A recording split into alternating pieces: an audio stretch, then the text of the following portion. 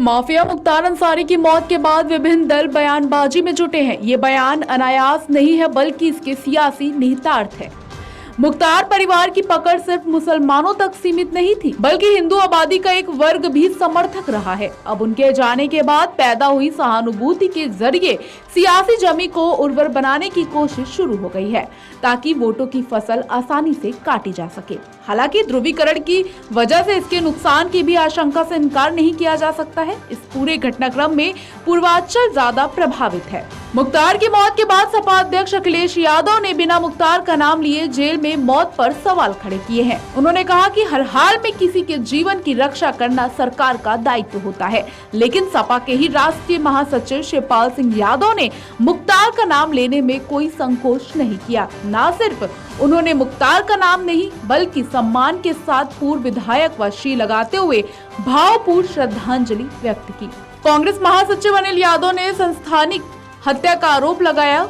एक दिन की चुप्पी के बाद प्रदेश सरकार में कैबिनेट मंत्री और सुबह सपा के अध्यक्ष ओम प्रकाश राजभर ने मुख्तार अंसारी को गरीबों का मसीहा करार दिया और स्वामी प्रसाद मौर्य ने मुख्तार के घर जाकर शोक संवेदना जताने का ऐलान किया है। AIMIM के अध्यक्ष ओवैसी ने मुख्तार को जेल के अंदर मारने और जांच कराने की मांग कर सियासी हलचल पैदा कर दी। मुख्तार के पक्ष में एक के बाद एक आ रहे बयान के सियासी मायने हैं।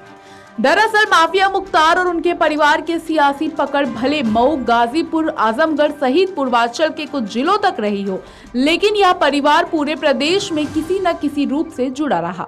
मुख्तार के दादा कांग्रेस के अध्यक्ष थे और पिता कम्युनिटी के नेता थे। मुख्तार के भाई अफजाल अंसारी ने सियासी पारी की शुरुआत कम्युनिटी पार्टी से की। अफजाल ने मुसलमानों की रहनुमाई करने के साथ ही पिछड़े दलितों को भी एकजुट किया।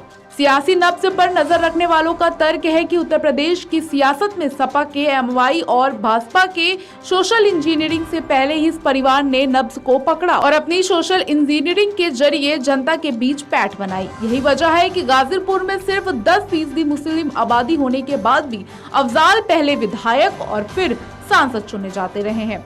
यही हाल मऊ में मुख्तार का भी रहा है।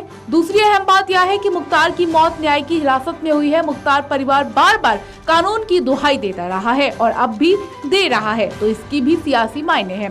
इससे मुख्तार परिवार के प्रति सहानुभूति बढ़ी है। उसके समर्थकों के बीच यह संदेश गया है कि मुख्तार के साथ अन्याय हुआ है। यूपी के राजनीतिक जानकारों का कहना है कि मुख्तार निश्चित तौर पर माफिया था। उसकी करतूत को जायज नहीं ठहराया जा सकता है, लेकिन उसका परिवार पिछड़ों, दलितों और स्थानीय सरवड़ों के कुछ आबादी के बीच अपनी मजबूत पकड़ रखता है। मुसलमानों के बीच सरकार के खिलाफ संदेश गया है। इसे विभिन्न दलों अपने लिए माकूल मान रहे हैं। यही वजह है कि वे भी अब मुख्तार के पक्ष में खड़े हैं, जो कल तक सियासी तौर पर विरोध करते रहे।